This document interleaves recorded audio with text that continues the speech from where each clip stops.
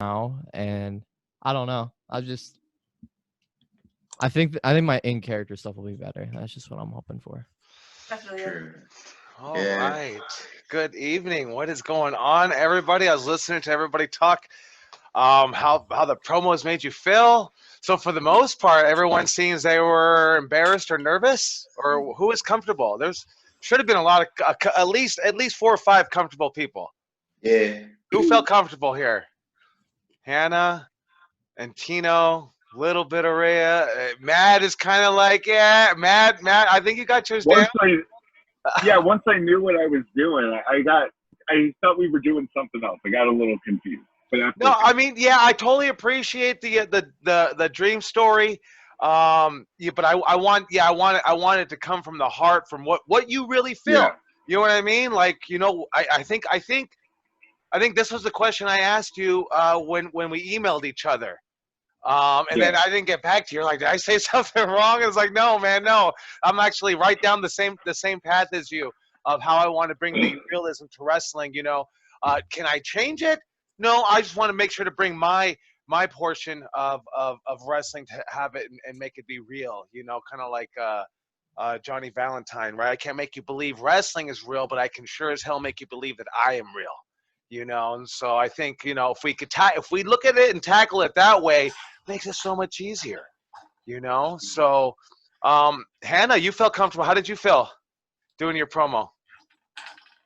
Oh, good. It was mostly like the timing, and I didn't know how to end it because I was just like, and that was like the only one that I did. I swear to God, I took like 20 of them, and I was just like, and my phone storage started running low, so I was like deleting and deleting and deleting, and I was like, you know what, this one's fine.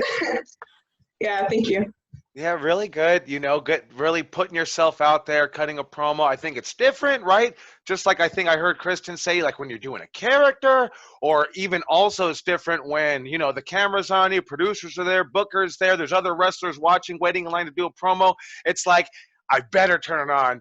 Or if you're out in the crowd, I better turn it on. When you're sitting at home, it's like, oh, wow, I actually gotta just turn it on right now. And I think as professional wrestlers, that's going to be very important to us. I don't know if I told you about X-Pac, and we were in Arizona.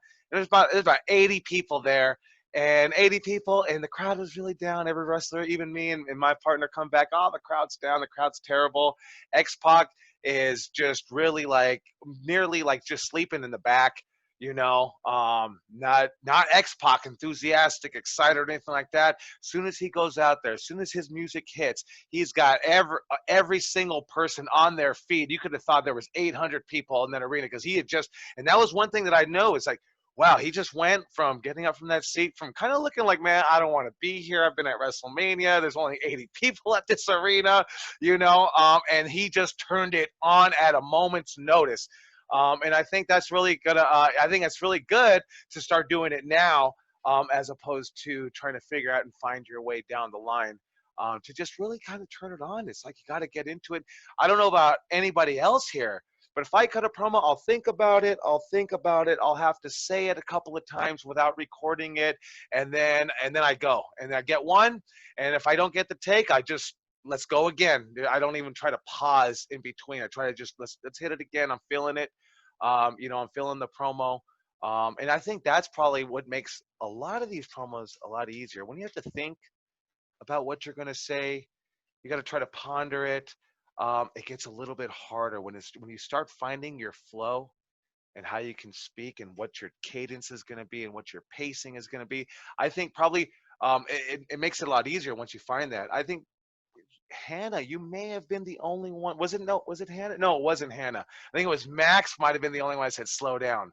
Because that's usually a key that I tell everybody. So I think Hannah, you were on par with that, and everybody else was pretty good at not rushing. Right? Right. A minute is a minute. You can't rush it. It is what it is at this point. So I think I think a good job in this group right here was that most of the time, 9 times out of 10. I'm telling everybody to slow down. We'll say it physically in the ring to slow down, but also, in promos, slow down. And why are we going to slow down, right? Same reason we're going to slow down in the match, right? We start going too fast, we're going to make mistakes. And the same thing's going to happen on your promo. And I often talk about, you ever hear, and this is maybe goes to the 80s wrestlers and 80s promos, when they stop and they start breathing, right? They just stop what they're saying and they start breathing. Your chances are they're thinking about what to say, you know? Right? You're saying, you know what, Vinny Wasco, I got you right where I want you. And when it's all said and done, you know what?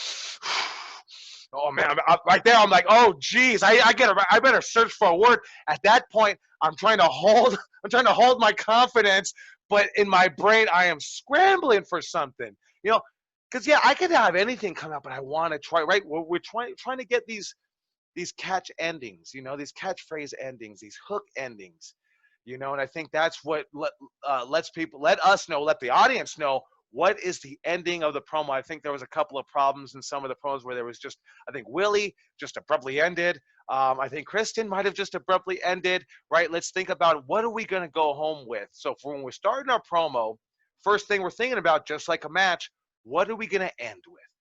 Let's think about that. So in case I'm cutting my promo and I stutter my word and I mess up, and sometimes that'll throw you completely off, where you might have hit it 9 times and this one time is just, you're off. It's just not your day. Go home. Take it home. Hey, if you're under a minute, if it's taped, we're going to say do it again. You know, if it's live, we're going to fill the time somewhere else. You know, chances of you getting another 1 minute promo, oh, it drops a little bit. So you got to earn that back. But doing these exercises are really going to help out. Let's talk to other people. Oh, you know, just to let you know, that guy sitting right there named Vinny Wasco. Vinny's my student. Really, he's got a good gift of gab. He could speak. He could talk. And usually that's really a telling point of not only getting onto the show, but now, hey, we're going to give you a mic, Vinny, because we don't give a lot of students, you know, the mic. Thinking about in your class, Vinny, how many people actually got the mic? You know, I think maybe Hyde had gotten it. Yeah, Maybe I at the think end. between myself and Hyde, I think we're the only two Right. from my class that yeah, 'cause my actual starting class. I mean, I kind of consider Boogie part of my class because we kind of integrated, but from the ones that actually started, I think just me and Hyde are the only ones that have actually had the microphone. Yeah, so I mean, that's a telling thing, right? That's trust. I'm trusting Yeah. you to go out there and, right? We don't give the mic to everybody, right? You don't see everybody cutting promos on AEW or Raw or NXT. You know, it's the ones that can captivate the audience. You know, so. But yeah, I just wanted to welcome and introduce Vinny. Vinny is going to be here today. He'll cut a promo for you guys. He'll give you his critiques, and we'll actually cut some promos today. You know, for the most part, right? If we get it right or wrong, that's, you know, I think if you're nervous, that's why you want to cut it. Let's get these butterflies out, right? We can never figure out if it's going to be a good, bad, or ugly promo unless you actually do it. You know, and it's easier to do it in takes. But we'll maybe won't put anyone on the spot. We'll see who wants to do it. And so, but just like in wrestling class, and this is a pointer, this is probably something you want to write down. When coach says, let me get 2 to jump in the ring, everybody, I'll say it again, 9 times out of 10, everybody looks right and left. Who's going to jump in? Oh man, that's going to get you guys to do a lot more drills and blow up drills. So when they say, who wants to jump in the ring?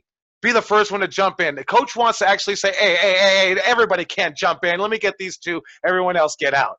You know, the worst thing is to not jump in. So it's kind of one of those, it's voluntary, but nothing's voluntary, you know? If I can add a quick tip to that Yes, too. yes, Whenever please. you just think of it, I think you told me this. If you're the first one in and you mess up on the spot, they're not going to get mad if you're if you're first. If you're the last person, you watched everybody else go through it 2 or 3 times. That's when you're going to get the chops. You're going to get more cardio. But when you're first and you mess up, hey, it's less of getting yelled at of being messed up because you jumped in first. So obviously you're probably going to mess up at training. So always jump in first. That's a good little note to have. Yeah, always want to. You know, hey, maybe we might come today and be like, man, I don't want it. I got nothing. But we got to get to that point. And I know there's got to be at least 5 in here that should be ready to be like, we're gonna do it. I'm gonna hit this promo. But let me get some of the other thoughts. Rhea, what were your thoughts on doing these promos? You said you were a little nervous. You know, what were your thoughts going into this? So I have a fear of public speaking, so I was really nervous about it.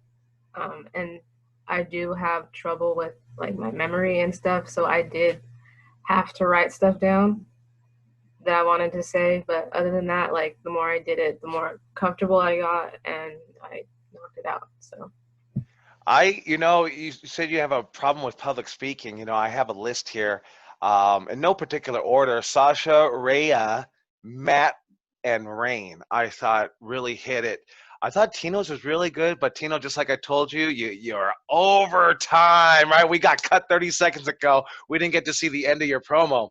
But going back to Rhea, right, so for you saying I have a fear of public speaking, I mean, I thought you did a tremendous job. I thought it was really good. You seemed very comfortable. Let me ask you though, so you wrote notes, but were you reading the notes during the promo? No? Okay, so that's good. So definitely writing the notes is fine. I think maybe a lot of people, maybe Ray, it might be one where I if we're filming with our phones, we tend to look at our face. We have to avoid doing that. Let's look right into the camera lens, and it's like off the side to the corner. It's really kind of throws you off a little bit, but that's where we want to look in because you're going to draw the audience in even more by doing that. But I thought you did a really good job on that promo. So, Max, what were some of your thoughts? I know you were mentioning them earlier before we started. What were some of your thoughts on going into this promo? I just tried to be like as real as I could be. I had a lot of trouble going overtime, because I don't ramble, I would say. I'd say I over explain. So that's like my biggest I used to do sports reporting in high school. That was always my biggest critique from people was, it's a little long. You didn't need to put this here. You can cut that out. So I felt like I did better promos, but I wanted to hit the 1 minute mark. So I sat there for an hour and I got probably two or three that were under an hour. I was like, or under a minute. I was like, I don't know how I feel about them, but I wanted to hit the criteria more than I did like sit there and show the thing because I thought it was more about like hitting the time limit. Yeah, no, it totally was. I thought it was an incredible message. My biggest critique was probably slow down. Hmm. I think everybody was probably about most people were about this far. We want to be a little like maybe we're on the news or something, right? Just a little bit Yeah. right here. Not just for you. I think there was more people. And then the biggest critique was just slow down. Yeah. And now just learn, right? So now you've already been told, right? You're over explaining. I can totally understand that because I do that. But I would say now, okay, so now you've heard it. Now let's edit. So if you got to slow Hmm. down, right? How can you slow this promo down, right? You have to edit out something, Right. you know. And then so like leaving room for pauses definitely help out. Yeah. But yeah, No, I definitely. dug the promo. I thought it was fantastic. Our last online class, we had Joe Urell, who's also in a wheelchair, and so I think like I think it's a great opportunity and a great message to say, man, I only got Jeter. I don't have someone in a wheelchair to look up Hmm. to, and I want to be that. And man, I thought that was fantastic, and I'm gonna stick with that because I mean, of course you are, but man, that's really right here. Makes me feel something, you Yeah, know. I appreciate that. Yeah. Really good. I just wanted to speak from the heart, and that's what you told us to do. So did my Yeah, I best. mean, because most in wrestling, it's probably Hmm. the only time that we're gonna just be us. Everyone's gonna tell you speak from the heart, 100%.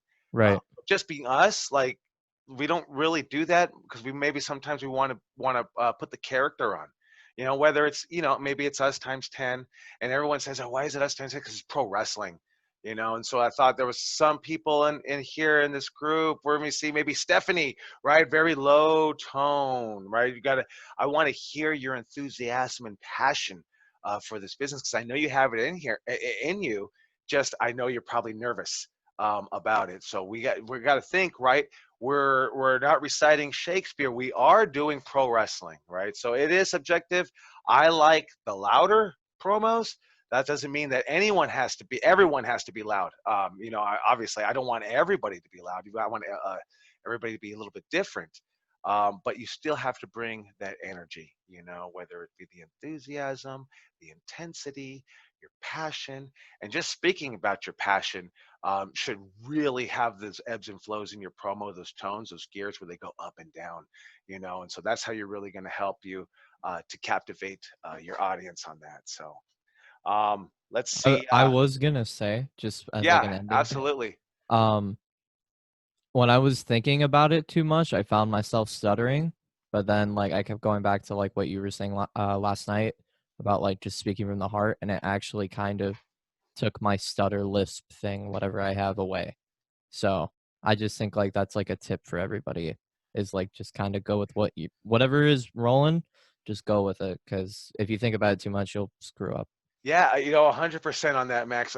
So I find myself in that problem when I go and try to sell shows and I talk to these executives and I'm just, yes, sir, no, sir, yes, sir. And I write little to no success when I speak like that. When I speak from the heart and just say, this is what we got, this is what we do. And I start getting passionate about in my speech. That's when I sell more shows. And so it's just what Max is saying, right? Not just our promos, not just selling shows, like just life, right? We're all, and especially in pro wrestling, what are we doing? We're selling ourselves. We're selling ourselves to the audience. We're selling ourselves that we are the champion, that we are being injured, that we are being hurt. So there's so much selling, and we'll talk about selling in pro wrestling. We have a whole class about it, about selling. So, but thank you for that, Max. That was really a good point on that. Willie.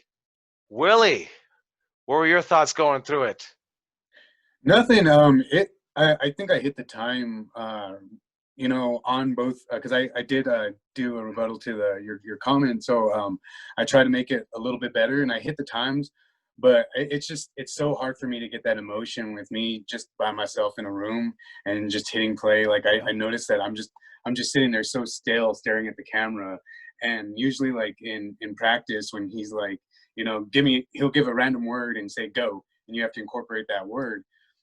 I'm not saying I do all great at that, but sometimes you're kind of hyped up in the moment and you can deliver a little bit, and it's more in character too. Like I was saying before in class, I'm kind of not a boring person, but like if you were to ask me, I'm like, well, I don't know. I couldn't find that emotion of just me. It was weird. I think you'll find that most pro wrestlers are what you described. Very low key, maybe, I don't know if they'll describe themselves as boring, but I know where you're going with it because there's a lot of wrestlers like that. Maybe we choose wrestling because it is an outlet to be anybody we want to be. We can be ourselves. I could be Voodoo Chaos. I can be a masked wrestler named Mano Roja. I could bleach my hair and be the Rock Superstar, which is none of me. It's in me, but that's not me. I'm real low key. I really don't even talking for 2 hours, 3 days a week. I don't talk like I'll talk to some people, but for the most part, I'm low key. And Vinny will tell you about that, about being low key, and just kind of. I guess the wrestler comes out in you, So and it's going back to that X-Pac, right? Finding that switch where we could turn it on.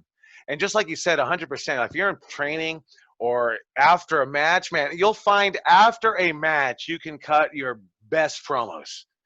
What do you think about that, Vinny? Cutting a promo, right, on camera, dry, or after a match on camera, even if it's backstage vignette, it doesn't even have to be on the mic in front of the crowd. It's Yeah. You have so much more passion, right?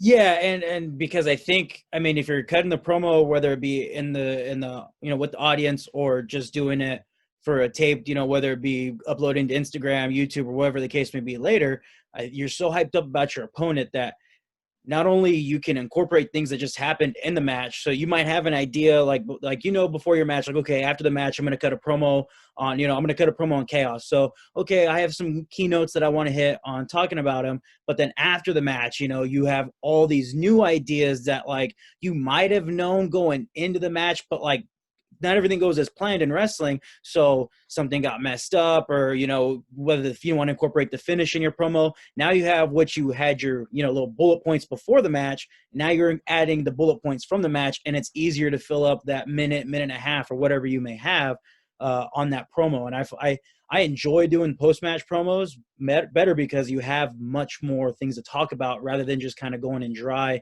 and just having to think of bullet points to go off of. Yeah, and it's, you can't deny that adrenaline that's going through your body, especially after a match. It just starts pouring out. You might be able to cut 3 or 4 promos right at that point, and then you go to the next day, cut a promo, and you're like, oh, I just don't have that fire right now. Got to start. So now we got to go and do that deep dive and start digging down deep and finding the fire and pulling it out, right? Same way, if we're wrestling in a match, right? You'll see guys, doing jumping jacks, jump rope, push-ups, to get pumped up right before they go out there, right? Because otherwise Mongo will always say this, you don't want to go out there dry. And he means actually like put oil on your body, but also like you want to be pumped, right? When you're at the gym and you knock your workout out of the ballpark, I mean, how do you feel? You feel good, right? You feel like you probably could talk some smack, so but yeah, after the match, Willie, or during training, and yeah, you got that adrenaline in you, and it starts flowing and firing through. If I could add real quick too, I think like if you want to see guys cut promos before a match or after, I think the best wrestling in terms of doing that would be the old school NWA Jim Crockett Promotions, their World Championship Wrestling on, I think it was like Saturday mornings. Their studio wrestling. If you go back and watch, you have like Arn Anderson and Tully Blanchard, their promos are good, when they're in their suits or, before their match. But when you get Tony Schiavone talking to them literally like a minute, 2 minutes after their match, I feel their promos are just so much better because they have that fire. They have that intensity of calling out the Road Warriors or the Midnight Express or whoever they're going to challenge for the titles. It's just so much better, and you can just see it in their face. They got the sweat. They're beat up. I like it better after the match in terms of watching guys too. When you started saying that, I just thought about Ric Flair. Like he's just like getting excited on the match. You say after match, Ric Flair starts taking off his jacket, his face starts turning red. You start see the vein coming out, right? His head starts getting all sweaty, and he's just getting nuts, right? Jeez, like, like yeah, I just see that fire burning inside, bringing it, commanding somebody's attention. I always loved the Jay Lethal and Ric Flair promos. I think Jay Lethal might have caught Ric Flair off guard a couple of times when he would hit some of his lines, because you'd see it in Ric Flair. Wow, that's my line. Like, and I don't even know that was part of the promo, So, and I thought Jay Lethal does a great job of the Macho Man and Ric Flair. Mm-hmm. I thought that was amazing and awesome. But that's what those promos, they just, man, they captivate you, So let's talk to Alfredo. Alfredo, you had the mask on, you cut the promo. I think, okay, so one thing I talked about with you was that you went about 1:30, right? And I think I said about 45 or 50 seconds in, that's when I started hearing the passion in your voice. I started hearing the enthusiasm. There were just not more than the enthusiasm, the intensity that was coming out, because you were saying, I need this. I'd be in jail right now. It's pretty much like the story that I got was that wrestling saved your life, so I thought really that mask took away from you. Let me ask you this right here. So I didn't get a chance to get the second round or read the responses. Is that an original mask, or is that No, I went to the Anaheim swap meet and I just saw it. It was the only mask I saw, so I grabbed it. And the lady was telling me, "You know who it is?" I said, "No." Like, okay, screw it. Did she tell you who it was? She didn't know who it was. I think it's Mighty Mouse, right? Mouse? Yeah, I think it looks like Mighty Mouse. Luchador. There's a Mighty Mouse Luchador, yeah. But yeah, so let's get something original, whether it just even be you put on your COVID mask or something, because maybe that's the gimmick you want to go down.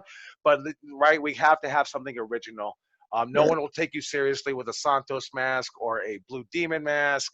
If you want to be a mask character, right, you have to have your own identity on that. So, but yeah, so definitely let's edit down a little bit. And I think that you said, I need this. And I think you said that for about 45 seconds, kind of repetitive.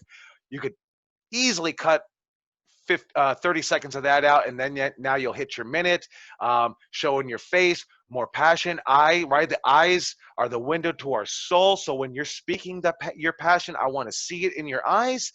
So that way that mask just really covers all that up. And there'll come a time that you'll be able to go ahead and put a mask on, and that'll be your identity. But for right now, let's make sure that we want to be able to do all those facial expressions, because even if you're going to wear a mask in wrestling, you still have to do every facial expressions. I mean, I guess you don't have to. I would, though. I totally would. If you're selling the leg, you better be screaming inside, even though we cannot see it under the hood. You know, so because it's gonna add everything. It's gonna be your body language, your mannerisms, all that. It'll all lead to that, right from the facial draw all the way down. You know, so what were some of your thoughts going into that promo, Alfredo? I wasn't entirely sure how the promo was supposed to go. I just said, screw it, I'm gonna just do what I can. I did it. I made like 2-3 videos, but they were on my GoPro, and my GoPro died. So that one video, I did it on my phone real quick, and I just put it on. Yeah, but once you told me the comment about how it was supposed to be a minute, I wasn't sure how strict it was gonna be. But I made another video. I posted it up. It's kind of the same. So right, so imagine we're watching. I think there was a WCW pay-per-view, and I think there was just recently an AEW pay-per-view where the pay-per-view provider, I think like maybe on Fight, AEW stood on, but the pay-per-view provider cut them off because they were over their time, right? Whatever they had, a 3-hour pay-per-view time slot. Same thing happened in WCW and Diamond Dallas Page's match, where right at the finish, they just cut the pay-per-view. So you're over in 3 hours. So that's why it's important to be able to hit that 60 seconds for a variety of reasons. You know, timing of the show, obviously. You know, you want to be able to fill segments. And you just want to be able to be an ace in the hole when it comes to promos. I could trust Alfredo. He's going to hit his minute, and he's going to captivate the audience. He's going to give us exactly what we need and what we're looking for in a promo.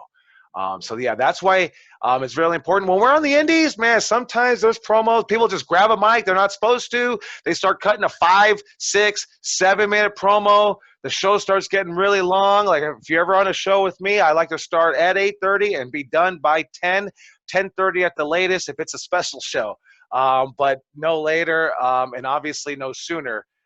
So just really keeping it on time. What am I practicing for? I don't know. I just very stickler on time. That's what John Wooden, Coach Wooden, always taught me, is about stickler about starting on time and ending on time. And then hopefully, you know, I think it definitely helps me when I'm doing the live television show on Tuesdays. So it's just second nature. So when you start thinking about these times, even on the indies, no one's going to bug you about it. Go 3 minutes, go 4. No one cares. No one's even telling you nothing. Be able to hit your minute. How long you want? You tell the booker how long you want. You want a minute? I'll give me longer. Okay, what do you want? 2 minutes? 3 minutes? Yeah, that's cool. Okay, and then hit your 3 minutes. Be able to hit your time. You know, so that way, because I don't think anybody, maybe somebody, and it's not wrong to, but I don't think anyone said in their goals that they wanted to stay on the indies. Am I wrong?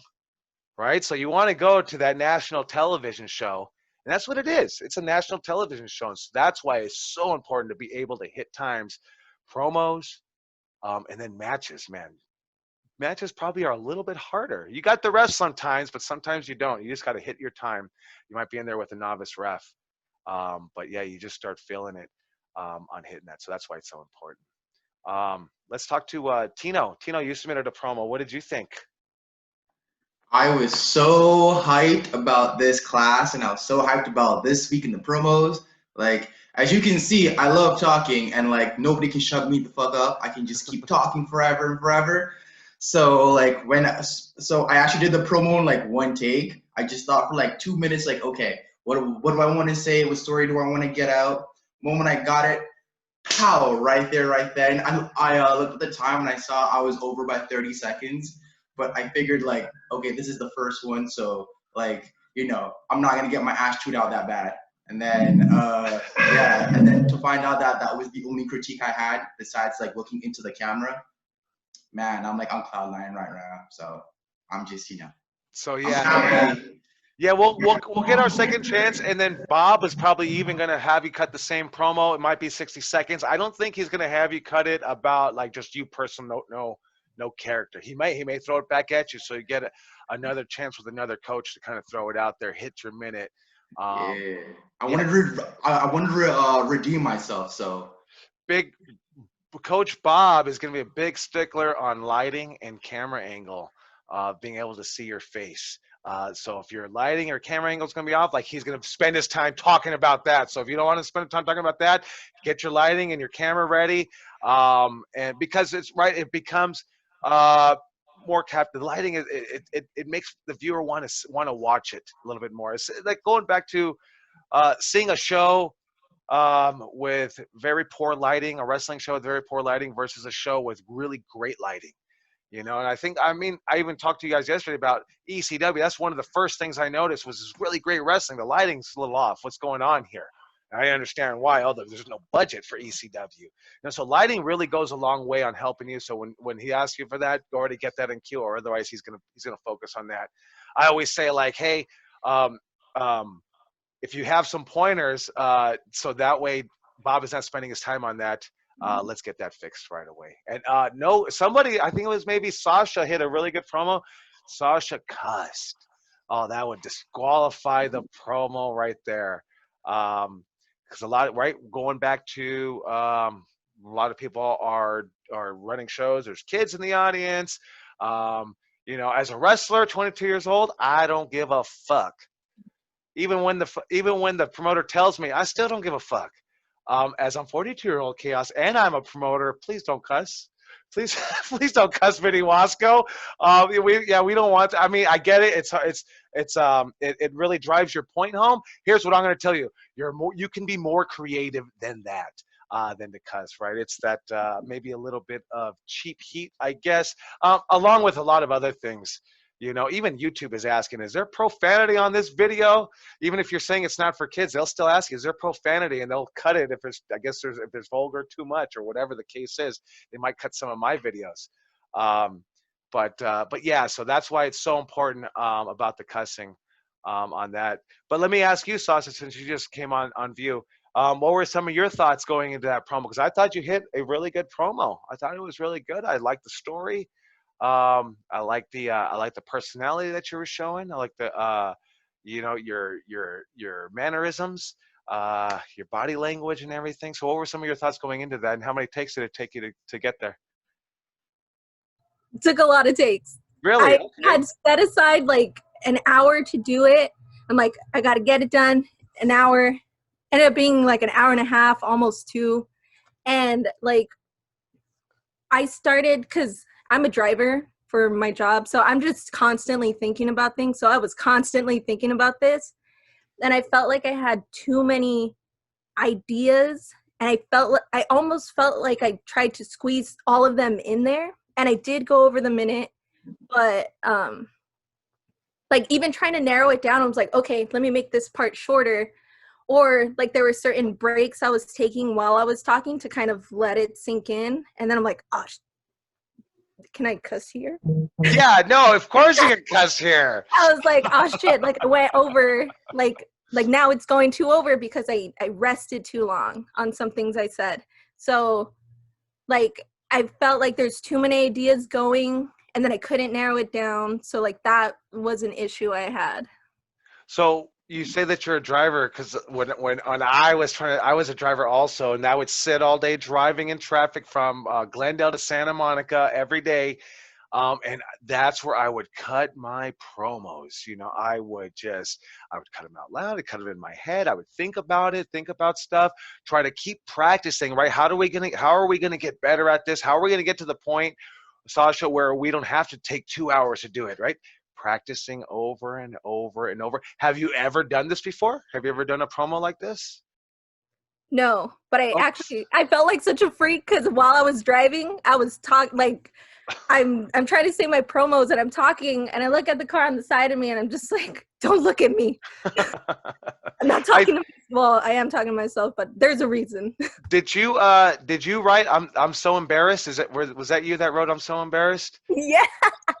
I mean, there's nothing to be embarrassed about that promo. It was really good, but I think that's what pro wrestlers are, right? You go and you see somebody, you meet somebody, and you might think this person is crazy, and to write New Jack is crazy, and he'll stab you if you talk to him the wrong way. Coolest dude in the world, cool with me at least. When he retired, he called me and my uncle to the ring and said, "Come down to the ring with me and give me a good send off." right? And so that's when I meet them, I'm like, man, that's the Mark inside of me that's saying, wow, I thought he was crazy. Maybe he is, but he wasn't with me, you know? And so the same thing with you, right? You're saying, I was so embarrassed. I had to practice it for 2 hours. But when you went out there and you hit it, right? You turned that switch on, you became X-Pac and just said, I'm going to hit my promo, you know? And I thought it was really good. How much over were you? I think like 8 seconds. 8 seconds. Yeah, they would have probably cut. They'll probably be lenient on 103, 104, but then 105, 106, 108. That's gonna get too much. They'll still if they like it enough, they'll use it and they'll cut Owasco's time and say you got 50 seconds on your promo, kid. But yeah, so hey, if you are gonna go over, it better be great. And as long as it's not at the end of the show, I guess, you know, if it's at the end of the show, no one's going to hear it then. So thank you, Sasha. Thank you on that one. Rain, I thought what do you you always say, Joey? It's better to ask for forgiveness than permission, right? Of course, yes. Yeah. Of course, right? You ask, can I do this? No. All right, now you don't do it. Now, if you go and do it and it's great, hey, I'll tell you all day, I don't want you to use a chair. If you use it and maybe you didn't kill each other and no one hit each other in the head and it was very creative and innovative, I'd probably love it. But if you ask me, can I use that chair? Nope. No, don't use that chair. You're too creative as a wrestler to go out there and have to use weapons right now. You know, so don't ask for permission. Ask for forgiveness. I'm sorry.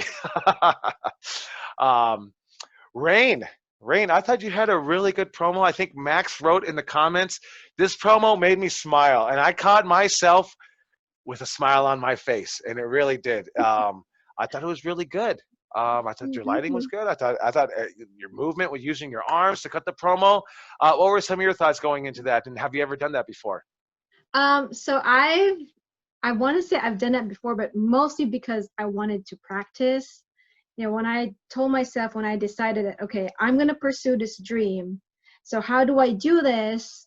How do I get noticed? So what I did was I would record some promos, write my own stuff and practice. And, you know, I've never had to like meet a certain time because it's just me practicing. And then I would post it on my social media. But to me, you know, if I don't practice myself, then, you know, how do I show someone that, hey, I got what it takes to play that role? So, like for this homework, I just kind of kept it in my mind that, okay, you got to meet that 1 minute time, because like you mentioned, you know, when you make it, you know, for example, like on national TV, they'll give you a certain time and they'll cut you off. And so I kind of just had that in my head. Okay, I got to discipline myself, have a time, I have to meet that time. And then I thought of like, I always think of like the ending so I know where I'm going. And I just kind of stuck. For some reason, because you said, okay, introduce yourself. And I always say that. My name is Rain, like the weather. So I had to think of something that's kind of weather related towards the end, which was follow the rainbow. It's so cheesy, but I thought that was good. That was a great yes and. What's yes and? Yes and is like me and Vinny are going to wrestle a match. And I go out there and I'm the face, right? And Vinny's the heel. And I go out there and I say, hey, everybody, you know, free tacos if I win tonight. Chill, little cheap shine right there. But now everyone's like, oh, tacos, right? So, and maybe I didn't talk to Vinny about that. Now Vinny hopefully comes out and says, you know what? No one's getting tacos tonight, you know? And so now they're like, fuck that guy. He's taking my taco away. You know, so and the reason I bring that up is because that's something that really happened at our dojo once. The guy was like, get tacos, and everyone was cheering for him. And then he was like, no tacos for no one tonight. And I told him, I said, that was a great use of yes and. You didn't know what they were going to say, but you took what they said and brought it right back around to help defeat the audience, or at least as a heel. So I thought that was a good job of that, using the my name is Rain, like the weather, and then follow me on this journey. Was it follow the rainbow? Follow the rainbow, yeah. Yeah. So I thought that was really good. Really good job on that one. Thank you. Let's see here. Let's talk to Matt. Mr. Matt, how did you feel cutting this promo? Okay. It was okay. You know what? So the first time I gave you the critique about what I totally appreciate the dream, but because I wanted to hear what came from your heart, like what you wrote me on that email when I asked you what's your goal in wrestling, and you wrote it down, so I wanted to hear that, right, and hear the passion and the enthusiasm, and right, because you got a great look, you got a great voice. I always wish to have a voice like that. They always told me, hey, maybe you should drink some more bourbon or something. And I'm like, okay, let me try. No, it's not changing so quick. But yeah, I thought you did a great job on your promo. And then you even redid it and hit a second one. I think yours was the only one that I got a chance to watch on a redo. I know a couple of other people shot the second promo. So really good job on that one, Matt. Yeah, thank you, man. Absolutely. Let's go over to Kristen. Kristen, I actually saw that you had posted a promo. I think I saw the second one. I didn't get a chance to watch the first one. So what were your thoughts going into this promo? And what did you think? Were you nervous? Yeah, definitely. Especially since sorry, my brain is kind of blah right now. Okay, there we go. Basically, I originally was going to do my promo in the truck before I got my plasma taken, and I was looking at the takes and I'm like, oh, God dang it, these keep going over a minute 20, and then I reached my appointment time, went inside, and figured, okay, what the heck am I going to do? There might not be enough time to do this, so that's when I did the bathroom promo. And that was probably the most comfortable I felt because I just kind of threw my hands in the air and just went, fuck it. Excuse my French.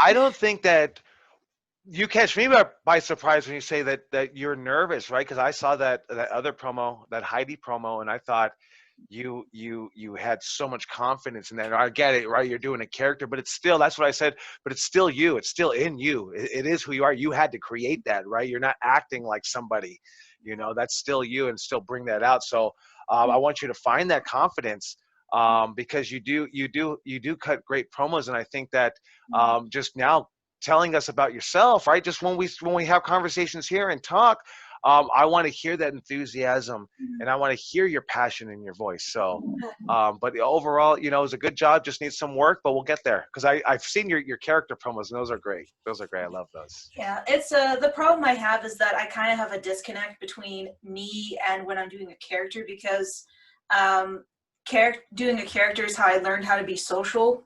So I've kind of used that as a crutch. So trying to develop me, it's a work in progress.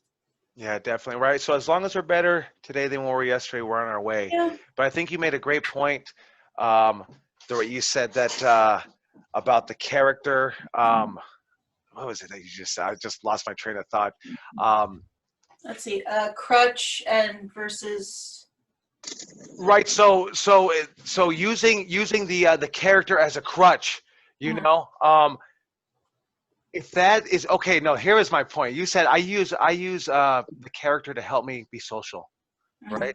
So same thing here, and this goes for everybody, right? So if we're low tone, and we don't have the gift of gab, we have to try to utilize these promos to help us in our networking. Right. So if we're just quiet and we don't speak up, right, the squeaky wheel gets to oil. If we don't speak up and say, hey, can you book me for the show? Or, I'm looking for bookings, or, hey, I would think this idea would be better, right? You have to be able to speak up. And really what's helped me was doing promos and doing them in front of crowds and doing them in front of people, doing them in front of cameras that were going to go on television, so I think that's really helped me out just with not just only promos, but just networking and just like you said, socializing, because that's what wrestling is, right? If you sit in the corner, then you're thought about as either cocky or just not friendly, even though you might just be nervous and you just don't want to bother anybody. But people get that perception, So let's utilize these promos to really help us and think about the networking that we're going to have to do in order to get to the next couple of levels in professional wrestling. Okay. Thank you, Kristen. Thank you, Joey. Absolutely. Let's see here. Who did I miss? Living Zed? Philip. Mr. Philip. Yep. So you got the pointers that I right, bring it in closer. I think you actually, no, that was yesterday. You filmed with covering your face up, right? And then you sent me that second one. So I think my biggest critique on your promo was, right, and then, right, you're going to start hearing a repeat of this, but now I want to hear your enthusiasm and your passion, right? Because it's your passion. I know you're enthusiastic somewhere, and I know what happens. We get nervous, and we just don't want to we don't want to admit or to say anything. So I need you to kind of let that passion out, let it flow. Don't be so nervous about being you. Well, Don't be I wasn't so nervous. It was like Willie said, just being by myself in a room. So I guess I need someone's energy to feed off of, whether it's even just an interview guy asking me, "What's your name and what are you doing here?" So cut that promo a couple of times before you turn the camera on. Do some push-ups. Get pumped, right? Start feeling something where you're maybe get your breath and your heart rate up. That'll definitely help you out, right? Just like right, if you're at the gym and you start speaking, your heart rate's up. You start speaking with a little bit more enthusiasm. I did try and pretend like someone was there, like doing an interview, and I think also, as a wrestler doing a promo, you always have like a motivation, right? And I guess it was hard for me to feel that behind it. Like, what is my motivation? Even though I know my motivation is I want to be a pro wrestler, I know that's the motivation. So, and then I'm not nervous because I do tours at the LA Zoo with families. Like, I really like talking to people just as a natural speaker, like as myself, not as a character. So the one I did in character, I told you I actually wrote out something to say because I really wanted to get my character across. The one I just did as myself, I didn't write down anything. That was one of the first takes. Is that I usually do best the first time, and then I try and do more and more takes. I go downhill. That go downhill from there. I'm maybe keep those takes, rewatch them again, see where your mistakes are, right? But you said I need that motivation. I know my motivation is to be a pro wrestler. Dig down that should make you enthusiastic on how excited you want it, right? I just wanted to slap the mat and run the ropes, and I was excited to do that, and that's all I wanted to do. And then they said, "You want to take a bump?" Oh, hell yeah, I'll take a bump, but I want you to really draw that out, and so you got to go a little deeper inside to find that out, right? Because we got to remember, this is pro wrestling. This is pro wrestling. We are selling asses to seats. We are drawing people to watch our match, to watch the pay-per-view, to watch the show, and so you have to draw them in. Going back to, we don't have to be loud, we can be low tone, but that low tone is still going to be energy, full of intensity, so that's the way I did my tour too. It wasn't like I learned a script that I did. It wasn't like a tour like that. I learned all the information about all these animals at the zoo, and then when we're in front of the gorillas, I just describe what was happening or what they're seeing to the family. So I feel like it's almost like because I know that's part of wrestling is being an actor in a sense. So like being a Broadway actor who's on live versus a TV screen actor who gets multiple takes. Like, I don't know if it's my energy just more on that live side where I feel like I would do much better in that setting versus doing controlled, like recording myself setting. It's just right. Something I need to get more comfortable with. Yeah, absolutely. You're going to have to get more comfortable doing that. Practice over and over and over. Even when you practice over and over for 6 weeks, you might still say to yourself, it's still not good, but I guarantee it'll be way better than it was 6 weeks ago. 100%. So we would do like a practice tour. It was a 23-week like long class to do this volunteer work at the zoo. And we would do a practice tour at the end of each class, like just a mini one to the class. And that's how we got better at doing that. And then your first tour with an actual family group, you you're okay, and then you get better each time. So I know it just takes practice, like you said, Right. and you're just gonna get better and better. So Absolutely. All right, let's see who else. Who is on camera that I haven't got to? I know. Let's see here. I think we got to everybody. All right, that has cut a promo that is here. All right, so just pretty simple. Practice, practice, practice it over and over and over. Right? Did anybody do the tongue twisters? I Anybody did read it them this out loud? morning. 1, 2, right? So let's make sure to get those tongue twisters in there to enunciate every single word. I get it. It feels like elementary, but it's going to help you out in these promos. And then so I think the biggest takeaways on the promos that you did, I thought overall, really good job. I'm used to telling everyone to slow down. I only had to tell one person. I think the biggest takeaway is probably the eye contact to the lens. And I think most people may have been looking at themselves on the phone if they were on the using a phone. So let's look directly at that lens because we want to see the eye contact and we want to see the emotion come out of your eyes. And then let's work on the setting and the lighting of the camera so that way we can see your facial expressions very clear on that. So. Any pointers that you want to add, Mr. Vinny Wasco, for these first-time promos, or at least first-time at wrestling school promos? No, I think you pretty much like hit the nail on the head, like on a lot of things. Like if you get lost, take that, like pause, and like think about it, but still kind of sell what you just said. Like there's been times where I've done promos in front of the live crowd, and as I'm talking, I lose what my bullet points were. So I kind of just end that sentence real quick, and I let it just kind of sink in as I think of like, okay, think of something to get on that right road. And then boom, once I get it, then I start going down that road again. Or maybe even the crowd will start chanting something during that pause to where you can just feed off of that for the rest of the time that you have for your promo. So that's like a big, that's what helps me a lot is, when I get lost in my promos is I kind of take a quick pause, think, or feed off of what they might be saying. Yeah, 100%. I always say that, right? If they're pausing, they're probably lost their words, So I wanted to. I know I told Vinny, hey, Vinny, I want you to do. I gave Vinny the same homework that I gave everybody else here. I said, Vinny, I need you to cut a promo out of character. I just want you to be yourself and tell me what your passion is to be a professional wrestler. So, are you ready for that 1-minute promo, Mister?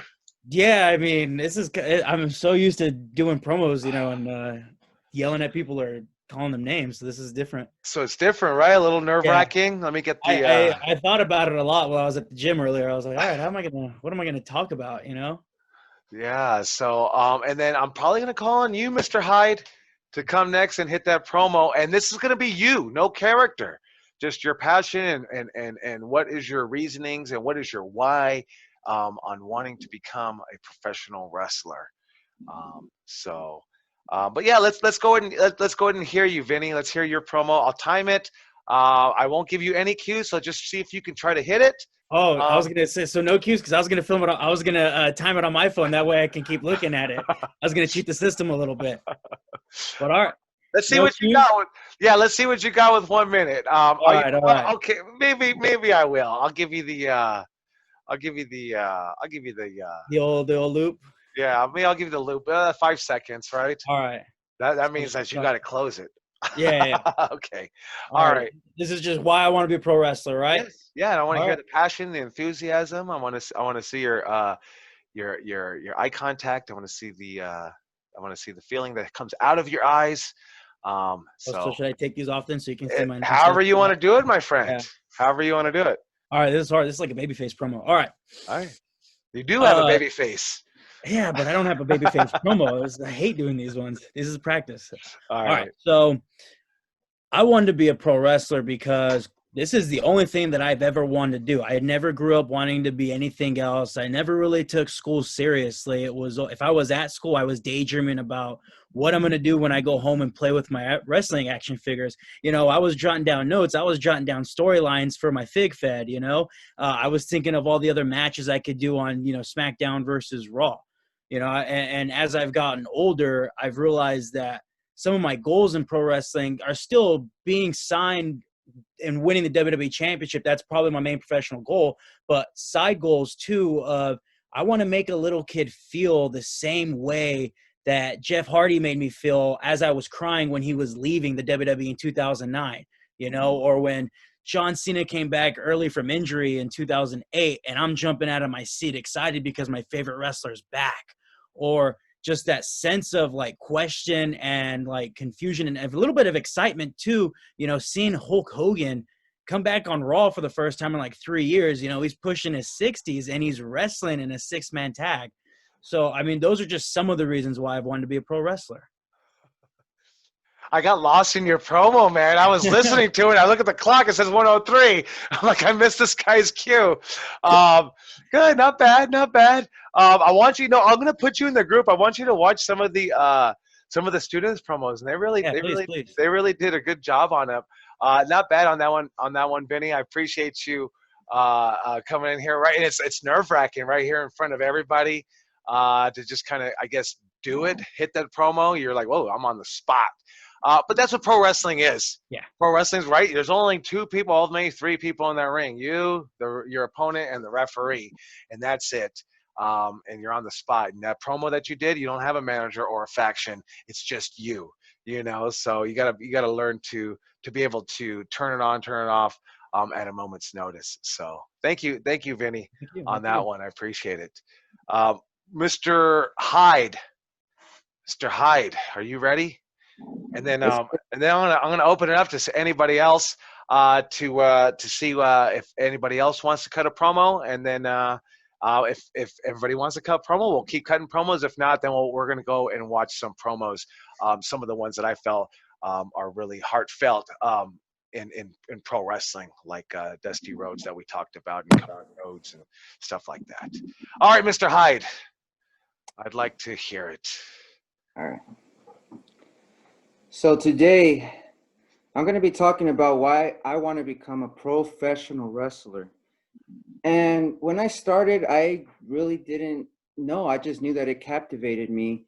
And when I'm sitting here and I'm thinking about why I want to do this, why I'm putting my body on the line, I think about Shawn Michaels coming down from the ceiling all the way to the ground. He's sparkling. He's walking in the ring. He's the man. And I believe everything from the moment that I see him, from the moment when he's in the ring, when he's selling, the creativity, the storytelling. And at the end of the day, you get to see him with a title belt. And you know that he's the best, that he's the man. And I want to have that feeling too when I'm in the ring. And I've been putting my heart and soul into this because I have been doing this for a year now, and I know that I want to be at that same place like he is.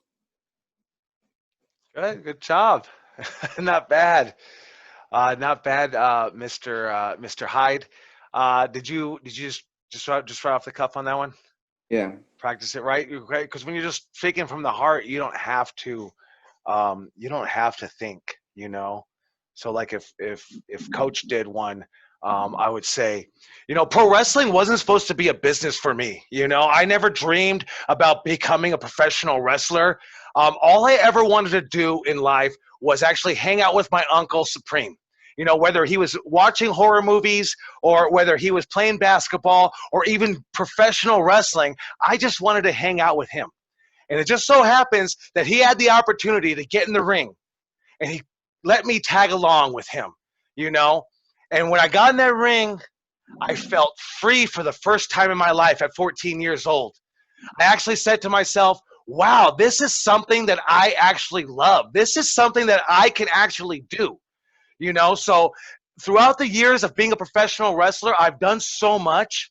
I wouldn't take anything away from what I've done and how I've come up in this business because I've learned to love this business with a passion, even though it's not something that I dreamed about when I was a little boy. Is that about it?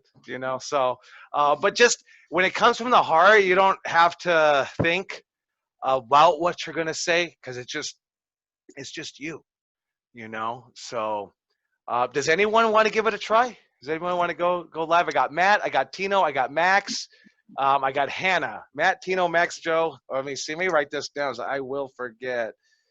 Matt, Tino, Max, Joe. Are we doing the same ones we did, or can we do something else? I'd like you to do the same ones, right? Bob is going to come next week. He's full of color. He's going to be your color man on the promos. He's going to allow you to put that character. But right now, I want to focus on just who we are, just us. I got Kristen. I have Matt, Tino, Max, Joe, Kristen. Did I miss somebody? Hannah. I did miss Hannah. Anyone else?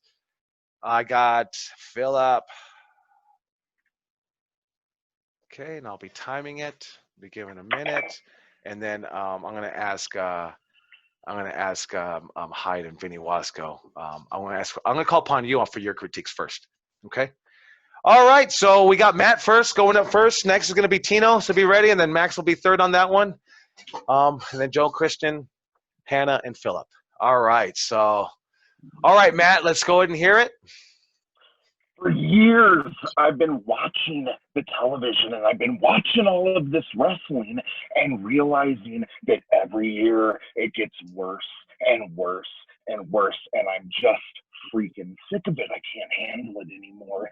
And I had to come to the conclusion that unless I got up and actually went out there to do something about it, I would still be sitting on my couch and still be bitching.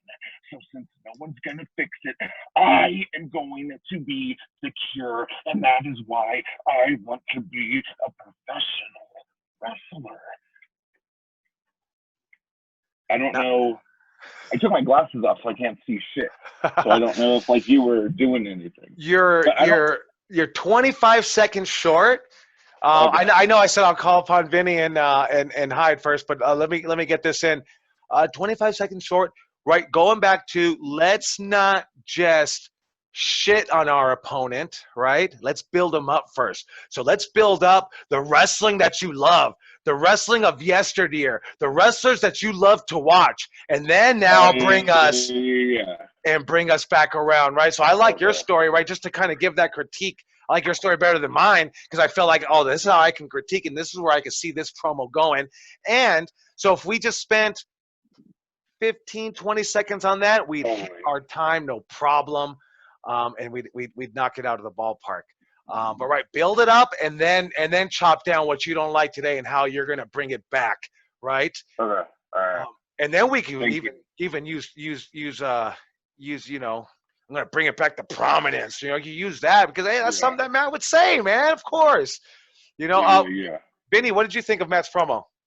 I like you said, little short, and then one thing that I noticed right off the bat too was like how you said what was terrible or horrible the wrestling. Like just right when you said that, I thought, well, oh man, like if you do like once you do make your debut, and let's say you lose to just every professional wrestler in the world, it's like, you know, like are they really terrible because they beat you? You know, so now you're terrible. Exactly. But I mean, Joey hit you know talked about it, but one thing that I liked was.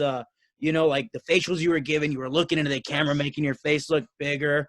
You know, your voice, the tone was changing. I would have added like maybe a small pause in there to kind of like let everybody think like, okay, let him like just register like, okay, he's mad about today's pro wrestling. He wants to come in and change it. So I would have added a pause in there somewhere. I think anywhere it might have fit. And then you were like using your hands. I mean, you were using it the best that you could on a Zoom computer screen. But I mean, if you have a microphone or if you're doing an interview, you know, I always like to kind of like use my hands too and point out because I mean, you can use them to make, you know, your point.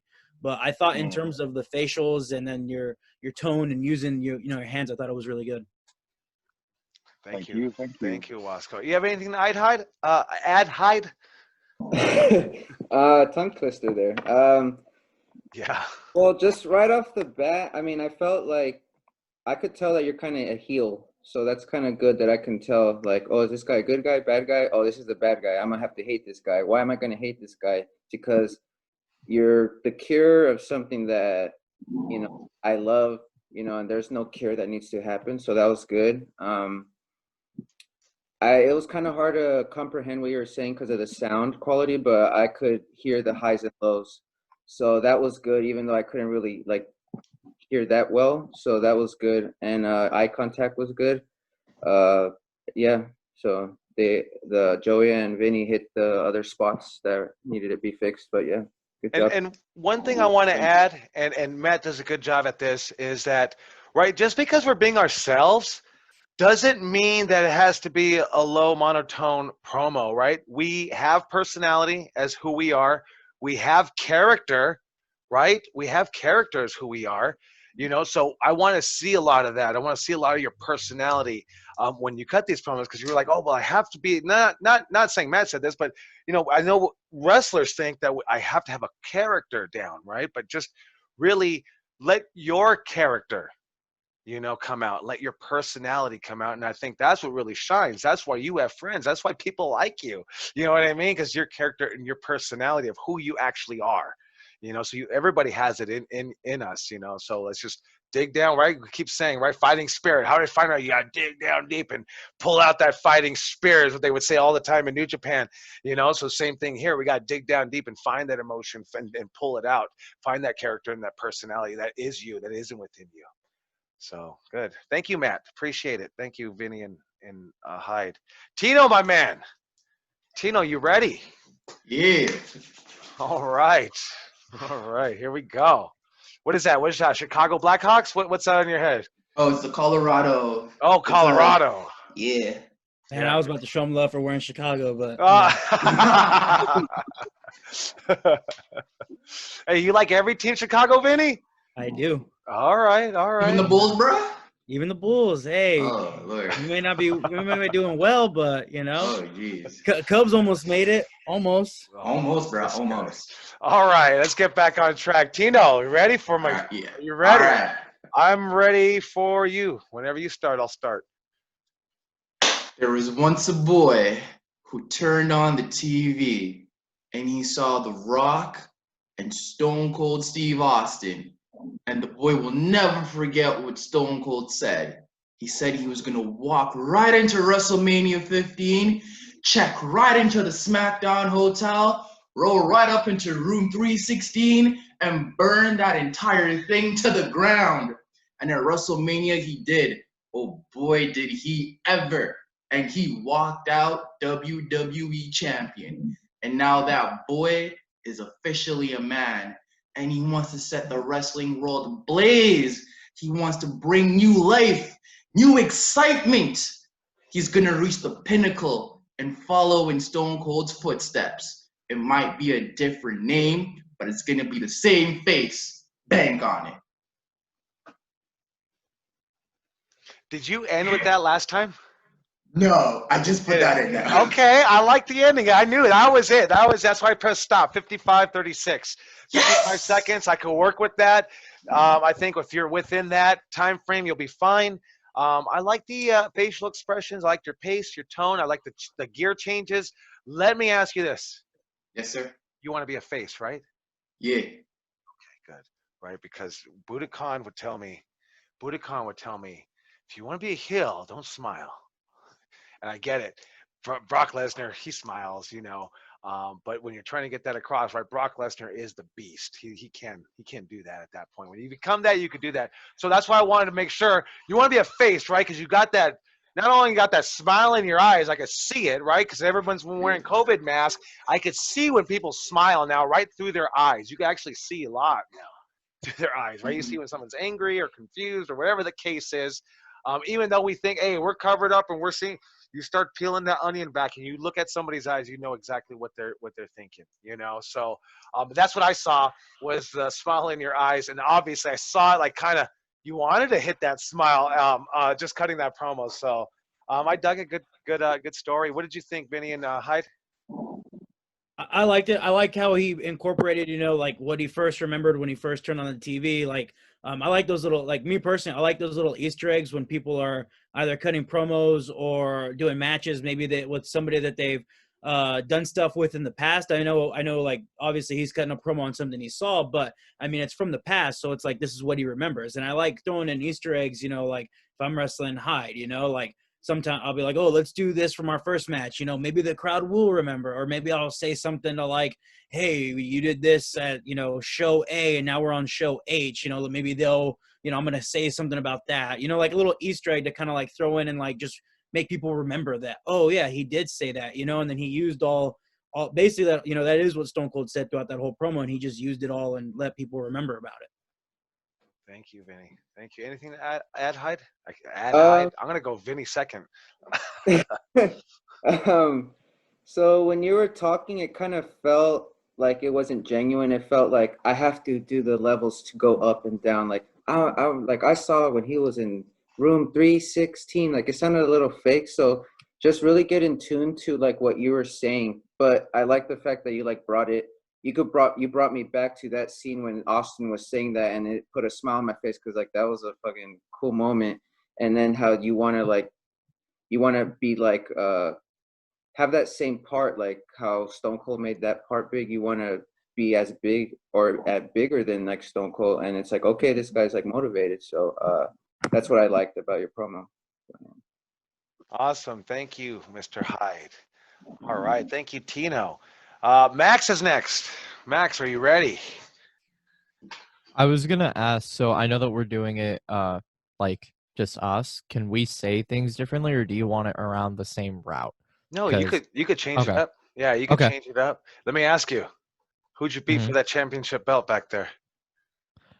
That's for Kurt, man. That's for Kurt, man. That's my guy.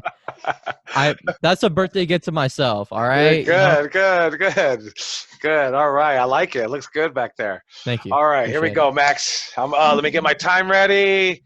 All right, here we go. So you know how you look at your TV screens and you're flipping through the channels? Well, one night when I was 13, I was flipping through, and instead of watching the Yankee game that night, I turned on Monday Night Raw because I was interested. And then there was a man sitting by the world champion, and his name was Paul Heyman. And I was immediately drawn in because there's this big Jewish guy from New York, reminded me of my family and my East Coast people. And I said, man, there's a guy like this in this business, and maybe there's a place for me. Because you know what? There may not be disabled people in the realm of sports or in entertainment or in professional wrestling, but I can do that.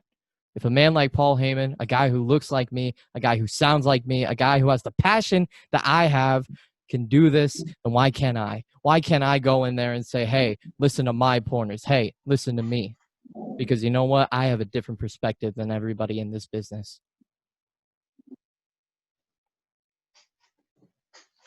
I have a different perspective than everybody in this business, and I'm going to show maybe a one more exclamation point to end it. I thought it was good.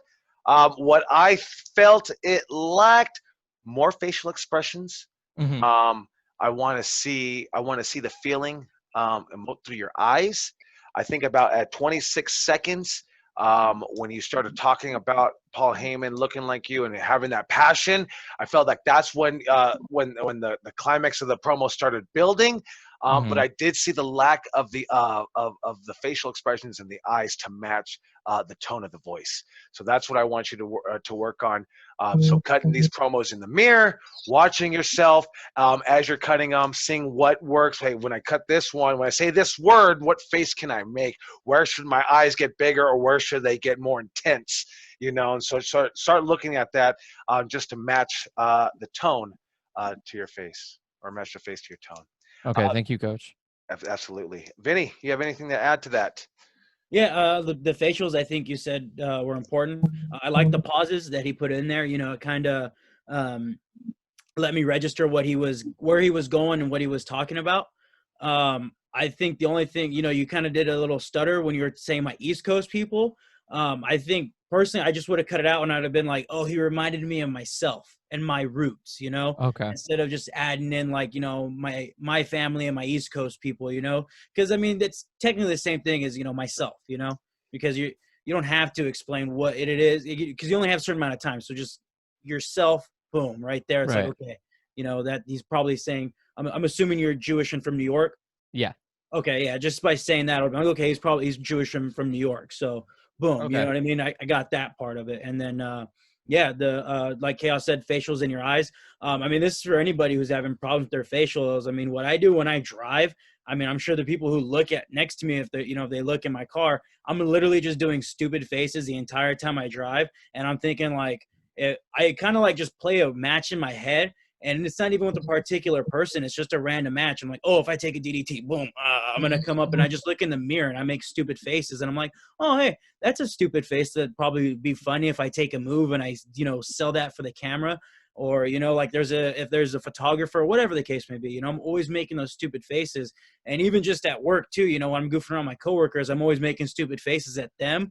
And they're always like, why do you always make stupid faces? And for me, it's helping me get better facials for when I'm in the ring.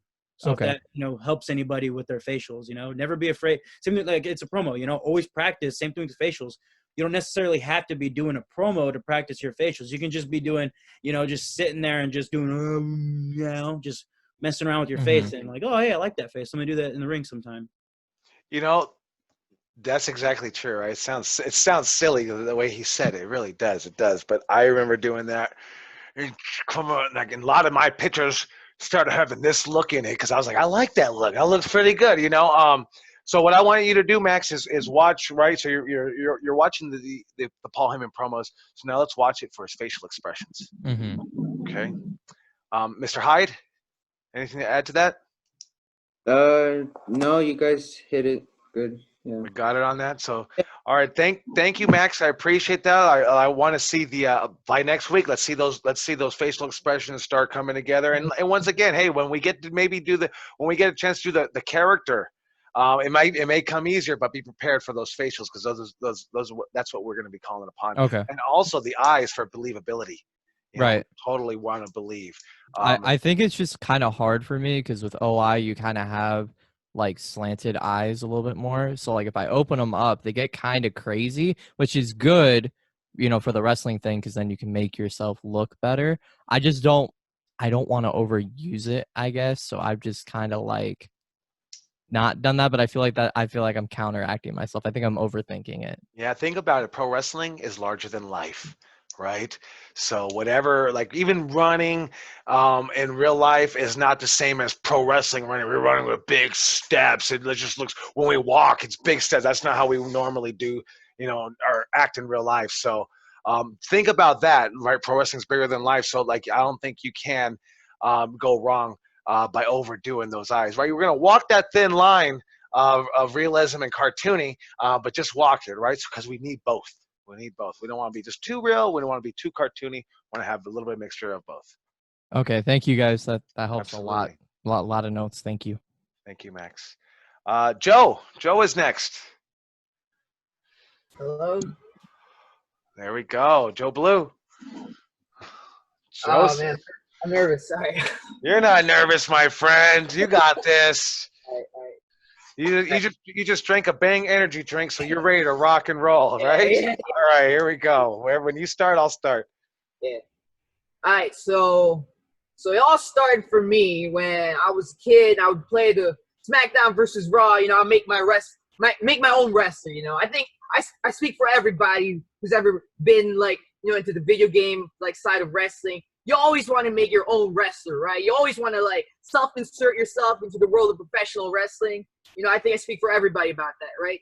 But every time I come up with moves from my guy, it's just not good enough, It doesn't have enough spins on that kick, man. There's not enough twists on that splash, And I thought to myself, man, I hope one day somebody's gonna be good enough to finally put these moves in these games. Then I thought to myself, real quick, why you gotta be somebody else, man? Why can't it be me? I thought to myself, man, if I put in the work, if I train hard, I could be that guy that puts all these kicks into the game, man. And I thought, you know what? I'm going to do it. I'm going to be the ninja that decides, yo, I'm going to kick everyone in the head and I'm going to look flashy. I'm going to bring flash and flair and hard-hitting power in every single strike, man. I'm going to be the creative wrestler that I made all those years back. But this time, I'm going to be real. Man, I'm going to be for real. That's what I'm bringing to the table, man. I'm going to be an innovator. People are going to want to copy my moves, man. People are going to want to create a wrestler, and they're going to take all the moves I made, and they're going to put it in the video game. But not only that, it's going to be me. I'm the one who invented all these stuff, man. I'm the innovator. I'm gonna be the next generation's Chris Jericho. That's who I'm gonna be. Joe, 45 seconds over, my friend. I even tried to give you the Iggy on that one. So the main note that I wrote down there, right? I've talked to you. I talked to Joe. I talked to Joe Blue. The main thing I want to say there, especially in the beginning, less character, more you. Just be you. I think about what was it, a minute and 20 seconds in, I think you had started building more confidence, and I think I started hearing maybe the real Joe coming out of you. I think don't worry about trying to have a voice, or like, like I think you try to throw this voice at us right now, but I think I want you just to be you, because you can't go wrong when you speak from the heart. You can't, right? So the message, I like the message, but just say it. And if you got to get passionate, start getting loud. But I think we kind of were about, we were wah, all the way through. We went high and then we stood there, right? So like, let me know, right? Because Joe isn't just a guy who just yells all the time, right? Joe speaks, he's normal. He'll bring it low, he'll bring it high, he'll get mad, he'll get angry, he'll get happy, he's happy, So I think that was my biggest takeaway. And then obviously the time, right? You got edit that down and start working on that 60 seconds. Have it in your brain to where is 60 seconds going to be done. Have your phone, put the timer, turn it around, don't look at it, and try to hit it and be like, damn, you do it again. Then you'll know with the words, because we can always cheat this 1 minute promo by just cutting it and seeing the time, and then go, oh, it's 1:15. Cut some words out, right? I know we're going on the fly here, but when we get a chance to go home and do it, right? So we cut a couple of words out, or maybe we're short. Couple of more pauses, add a couple of pauses in there. So that's the biggest takeaway from me on that one. Vinny, what do you have to add to young Joe on this one? I liked it. I mean, I think it's funny. Like, I think his real promo started once you started giving him the Iggy to go home. I felt that, yeah. Like it got better, as it was like, hey, you're going over your time, But I mean, it was good in that aspect. I don't know if you didn't see his Iggy or not, but I mean, it just like there was a few points in there when he was giving you that I thought, oh, he's gonna end it right here, but you kept it going and it was good, as it went on. One thing you used the word like, I mean, I don't personally and in a promo, I wouldn't use the word like or a lot. I would never use the word in a promo because it means you're lost. I guess you can get away with using the word like, but I wouldn't use it. Unless you're saying, let me tell you something like this, don't say, and like, I have this packet of hot sauce right here, I wouldn't use it in that aspect.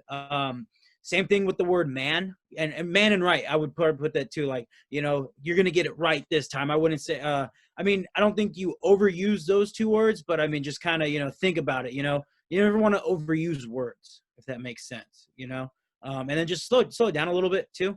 Once it kind of picked up, you're going fast, but it was good. I liked it. Thank you, Vinny. Anything you want to add to that, Mr. Hyde?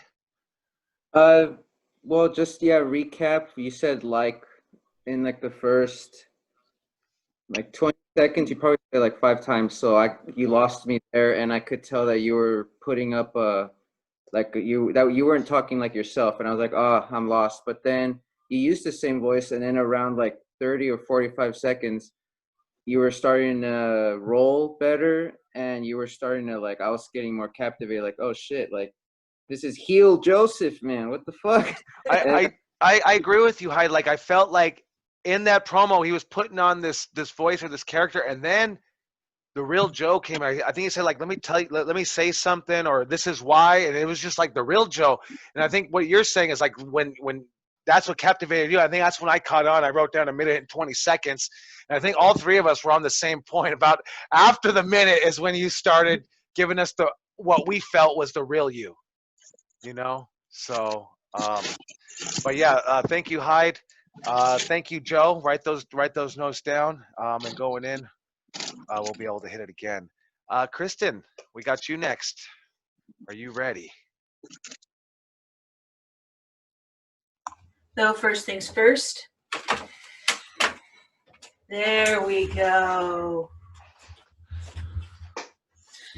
Okay.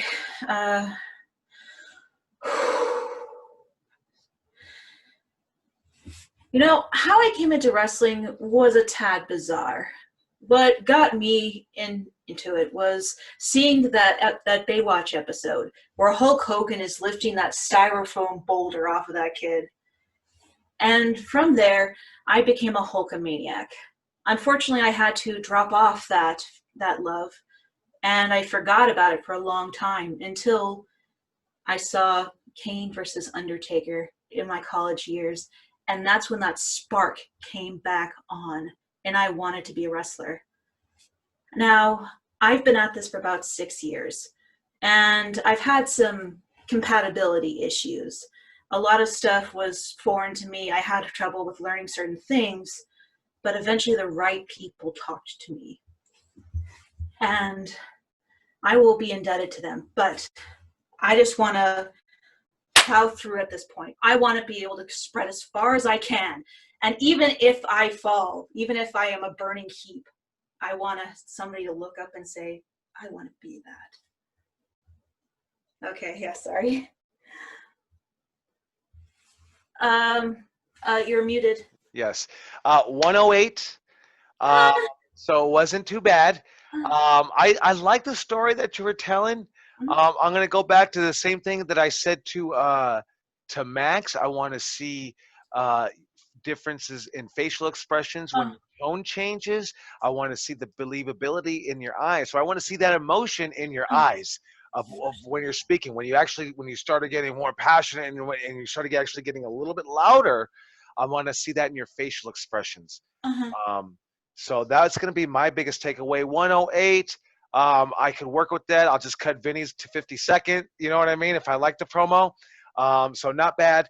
Just make sure it was a good go home too. Let's make sure now. Let's edit it down to let's hit it. We could probably just have to edit it down 3 to 4 seconds. So I could take 104 and still count that as the 60. So not bad. Mr. Vinny. Same thing, facials. I felt like at the beginning and the end, I was getting, I feel like you were channeling your inner Auntie Heidi and like helping you push through the promo. Not necessarily saying things that Auntie Heidi would use, but using the confidence that you get from being Auntie Heidi. Because when you cut promos as Auntie Heidi, you know, they're always great, fun, and you know, get the crowd into it. And I feel like that's what you were using to kind of help you push through talking as Kristen. And if that's what you have to do to help, I mean, by all means, use it. I'll use myself as an example. Believe it or not, I hate talking to people because I always feel I'm going to say the wrong or dumb thing.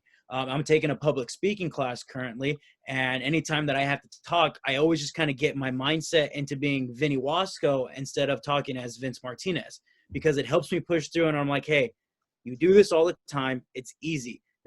These are people that aren't even really going to affect what you really want to do. These are just people that have to sit here and listen just like you, you know? So if you have to use Auntie Heidi to help, you know, would help Kristen, you know, get through any type of public speaking, then I would, you know, use that to channel it, because I felt like that's what I was getting at the beginning and then at the end as well.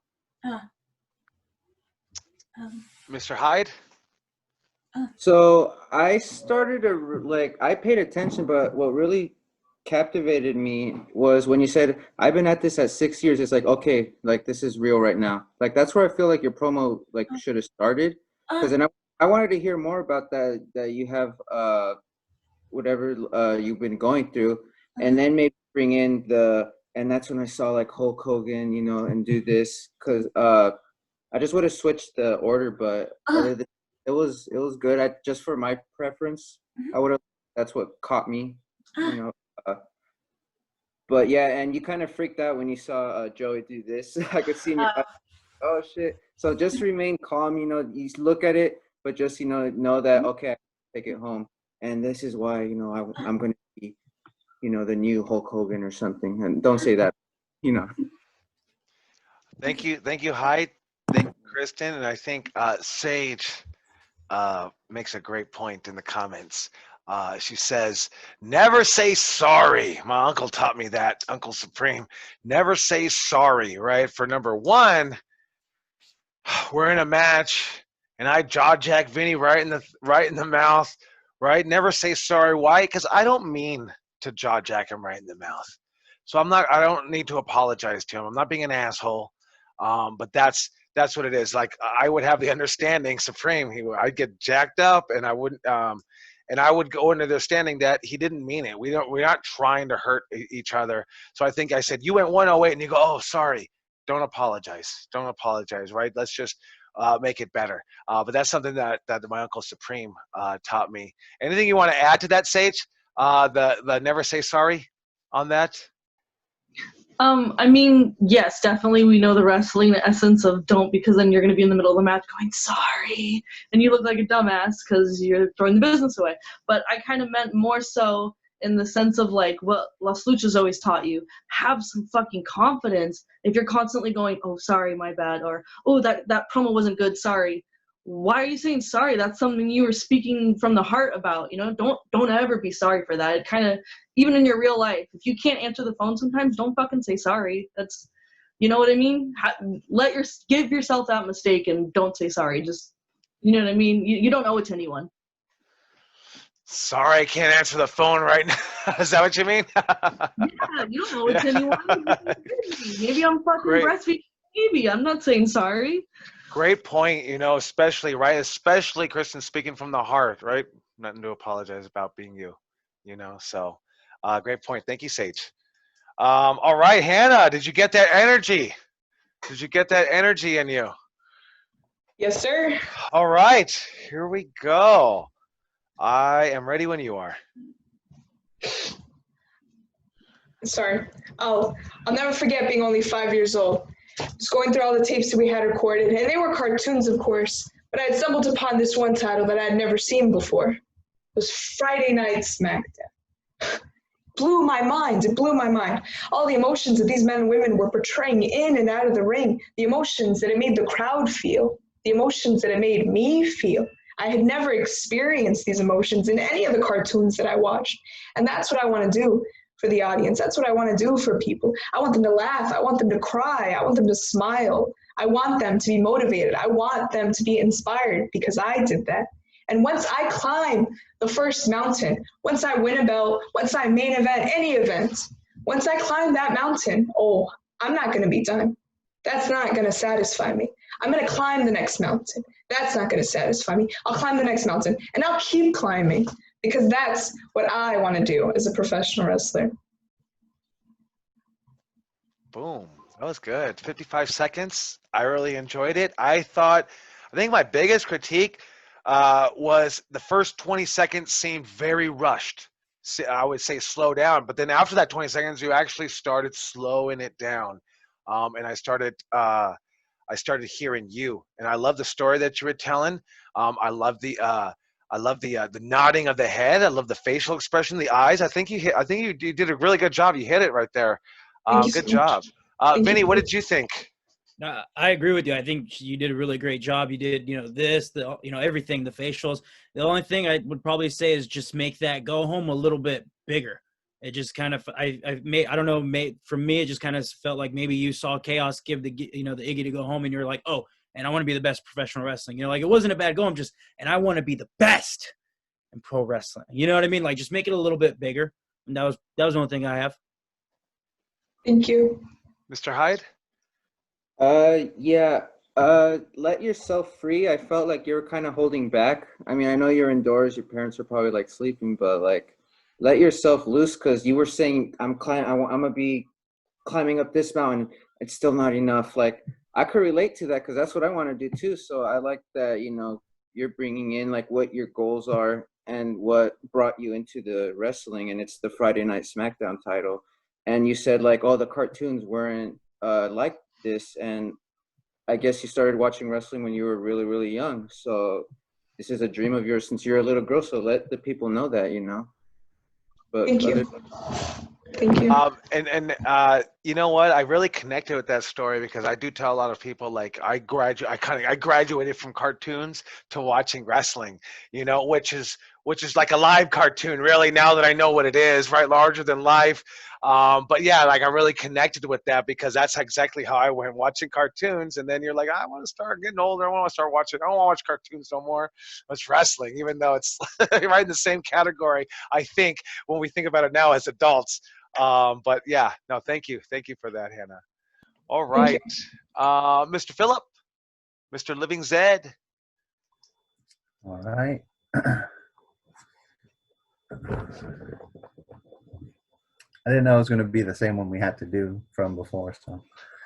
You could change it up, but just the same person that you are. I'd like to hear it from the heart, from the pointers that we gave you, and let's see what you can do. All right. My name's Philip. I'm from Southern California, born and raised.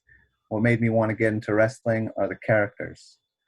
From the Dead Man, The Undertaker, to Stone Cold Steve Austin, even The Rock was a character.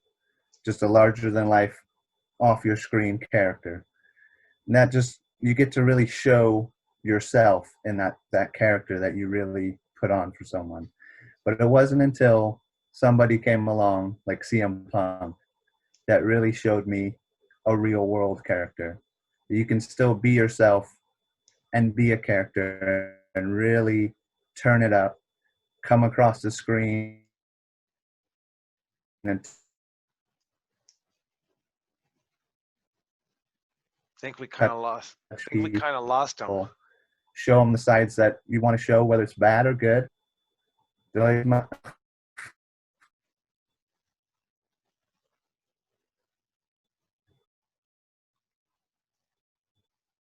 Is it just me or is everyone else okay? No, it's my connect. So watching, it did cut out about 45 seconds. I don't know. I hope you can hear me. Can everyone else hear me? But yeah, it cut out about 45 seconds, Philip. But I thought that this promo was definitely better than the one that you submitted in the Facebook group.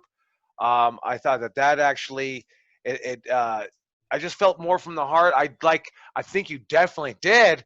I would like more energy, but I think you definitely did bring some energy. I know we lost him, but he'll see it on the video.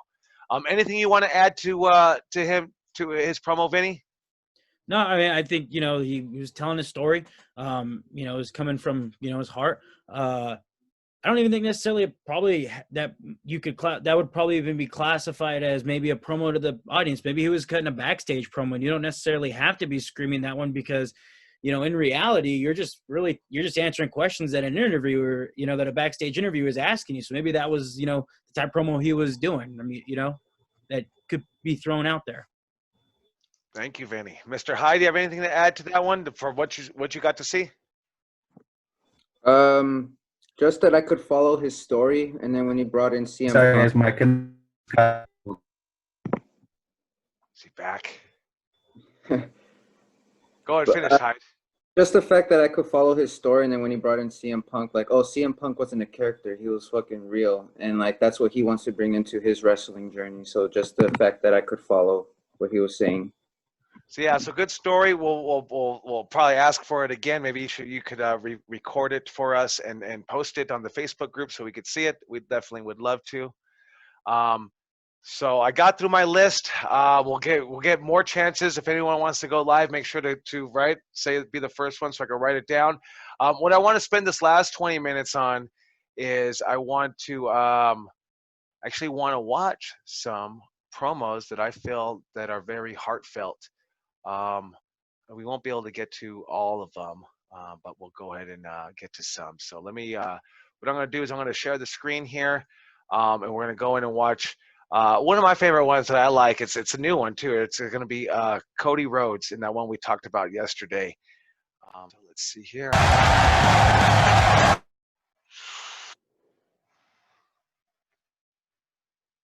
Hi, did you like that one? Fuck yeah, dude. It makes you feel something, huh? Fuck yeah. Yeah, I think right now, that's probably Cody Rhodes is one of my favorite wrestlers right now. I think he's got the total package. Makes you believe everything he says, his facial expressions. We listened to the tones. We heard the emotion in his voice. How do you do that? You have to believe what you're saying. That's why it's so important to do this first promo and just about us, right? We can make up characters and be anybody we want to be, but really, like, I believe that promo is legitimate, right? He talks about how, right, how it's got to be tough, right? Well, all of us look at it like, oh, it's easy being Dusty Rhodes' son. It's probably tough. It's probably tough. You got shoes to fill. You know, you got to be as good as Dusty Rhodes. You got to book as great as Dusty Rhodes. You know, you got to cut promos better than Dusty Rhodes. You know, so that's got to be really tough. You know, but he really, I can feel it, I can hear it in his voice that he really believes everything that he is saying, especially the line when he goes from undesirable to undeniable. I mean, you can hear it. You have to believe that. You can, yeah, we can give you the line to say it. Everyone can say it, but no one's going to be able to deliver it like Cody unless you actually believe it right here in your heart. You know, and that's what makes some of these promos really great. I think we'll probably watch some more promos on Monday. I'm looking at the time. We're already running out of time watching one. I have Eddie Guerrero on there with a 10-minute promo where he turns heel against Rey Mysterio Jr. Same thing. You see the vein in his neck just popping out, and he's yelling, "Do you think this makes me happy?"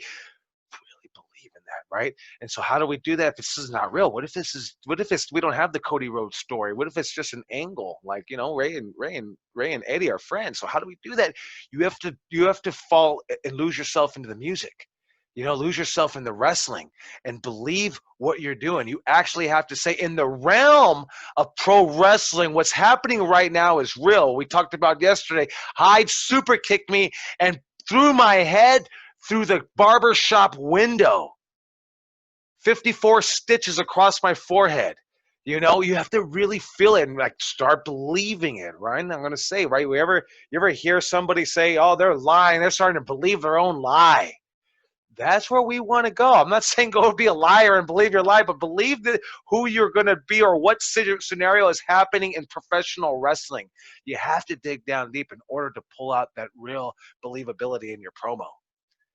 So, I maybe want to watch one more, and then I'm going to actually come upon you and ask everybody what your favorite promos are. And I think where I'm going to go right now is I'm going to go 3-minute promo just because of the time, and it almost makes sense since we're going to go to Dusty Rhodes talks about hard times.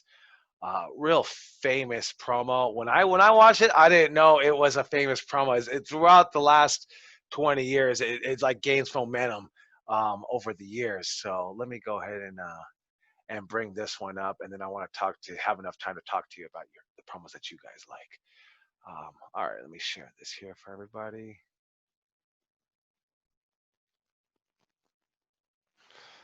Oh man, just these heartfelt promos. You know what I liked about that promo that I never noticed before was at the end when he says, "I'm going to leave you with this," and he pauses for a good, I don't know, 10 seconds maybe. You know, taking what Ric Flair cares about most in the world, and that's the world heavyweight title. I just really each time it gave me, I guess, goosebumps, right? Really made me hit me. It hit me when he was like, "You're at home reaching out," and both those promos did. We'll get around to watching some more. I like I always say I like the yelling promos, but I'm always going to show you the real promos, the Stone Cold and the Eddie Guerrero, even Kane Dewey for Cactus Jack from ECW, which is a great promo talking about he's seen a sign that said Kane Dewey, and Dewey is my 3-month-old son, and you guys are sick fans, sadistic fans, and I can't believe you would have that sign. But yeah, it's just such a great emotion that these players put out in their promos.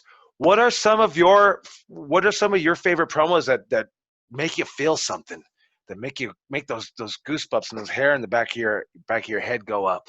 Anybody? Sage, what do you got? Like you said, pretty much Cactus Jack. One of my favorites is when he's singing Happy Birthday. I forget who it's from, and he's singing Happy Birthday, and he's like, "It's not your birthday, but you're gonna wish it was because it was the last." Like he's basically saying he's gonna make beat you up, and you're gonna wish it was your birthday. It's just such a good. He always has such a good level of like just being so crazy dramatic that it keeps you so sucked in. Yeah, because when he screams, like he's got this very distinct voice. That this is Cactus. You could hear it in his voice, and he still has it when he's talking, but it really comes out when he starts screaming. And it just really it's captivating on those promos. I wrote that one down to check it out, the Happy Birthday one. Anybody else? What are some of your favorite promos? Tino. I would say the Daniel Bryan versus John Cena promo. Go home to SummerSlam 2014 or 13, like the one where he won initially, and then Daniel Bryan just kind of talks about how he is pro wrestling and John Cena is sports entertainment, and how John Cena will never understand what this moment means to him because he's he's John Cena, and Daniel Bryan's been working on the indie scene. It gives me goosebumps every time. Yeah, man, right? Because he really, Daniel Bryan, right, feels that. He believes that I am a pure pro wrestler. You're just a show guy, So, but yeah, just those promos that make you feel something. I think we got Kristen, then Joe. Oh, here it is. I quickly had to look up the date of it because I never saw it live, and that is Kane's eulogy to Undertaker after the Buried Alive match. And I think it was a SmackDown 2003, according to this.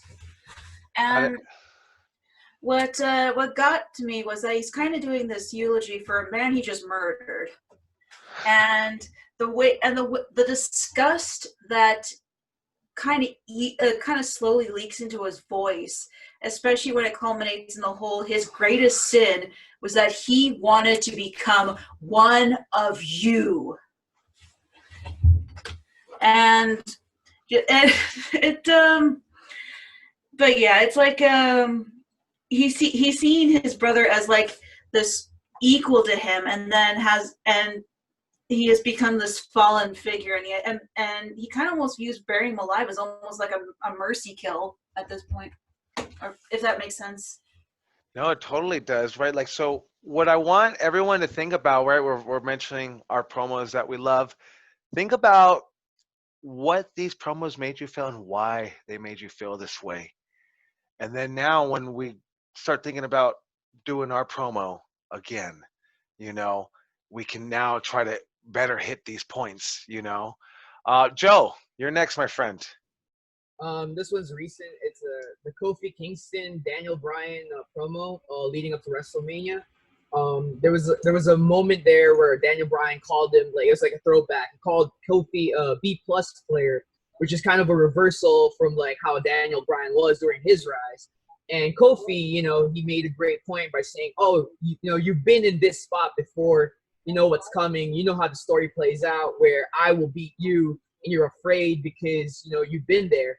And it really hit me because like it's something that's in multiple forms of media, like the underdog story, and the fact that Kofi was self-aware of that, and the fact that he even called out Bryan for saying for being in that spot himself, it really hit home because now I'm like, oh yeah, like this is something that I think Kofi believed, like it wasn't just yeah.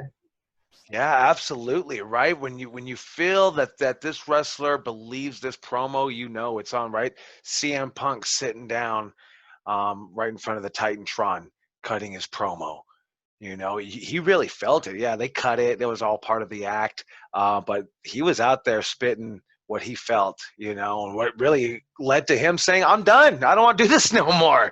That's how we know he really felt that, so all right, that's going to end it for today. What I want you to write down right now is the homework. We are going to do these same 60-second promos again. We're going to do 2 of them this time. I want you to do one angry emotion, and I want you to do it again in a happy emotion. Okay, so what we're doing is we're still trying to hit that 60 seconds, and now we're trying to figure out how to drive our emotions and utilize our emotions in these promos. So this will make it a lot easier because the whole promo will be angry, the whole promo will be happy, and then once we, then we could do sad, and we can hit all these other emotions. But once we do that, then our promos themselves are going to get a lot better, especially when someone says, "Speak from the heart and make me believe." You're going to be able to deliver these emotions. How can I cut an angry promo if I'm not angry? Think about what makes you angry in life. What pisses you off, right? For Matt, it's the wrestling of the day. We'll start thinking about that. It's going to make you angry. You should be able to knock this promo out of the ballpark, right? Same thing. I'm not happy right now. I'm pissed. I had a bad day at work. Well, what makes you happy? Think about what makes you happy and try to bring out that emotion in your promo through your eyes, the windows of your soul. So that's what I want. That's what I want for the promo. So you have all weekend to go ahead and do it, turn it in. And it's the same promo. Does it have to be the same promo word for word? No, not at all. I want this just the same heartfelt. I got a question from Tino and then Max. Oh, I was just wondering, is this going to be like a character, or do you still want it to just be us? Just want it to still be you. Okay. Max. I was gonna ask, so is there like anything you want us to hit, or do you just want a happy base promo, an angry base promo, or do you want it to be like the same, like this is why I want to be in wrestling type? Yeah, no, I want it to be the same promo. So I want to hear pretty much the same Okay. promo as you happy, and then now it's the same exact promo, but you're angry and you're saying the same. It's better to say the same words in both promos. You don't have to get them verbatim, but just say the same thing. So now we can see the difference in how are we working our emotions. Okay, so but yeah, I want it to be you. It's pretty much our same 60-second promo, but now we are just changing the emotion. We are putting an artificial emotion in there, or it could be a real one. So I want that. That's gonna be the homework for us. So 2 1-minute promos, same thing. You can post one and then post the second one on the comments, so that way they are together. Or I guess you could post them the same videos like pictures. So, all right, thank you guys for tuning in. Thank you, Mr. Vinny, for showing up today. We appreciate you. Thank you, Hyde, for your critiques. All right, so here we go. Let's bring it in. Santino's on 3. Santino's on 3. 1, 2, 3. Santinos! All right, everybody. Have a great weekend. Have a good night. Be safe. Bye, guys. Have a good weekend. Yeah. Practice those promos. Be safe, family.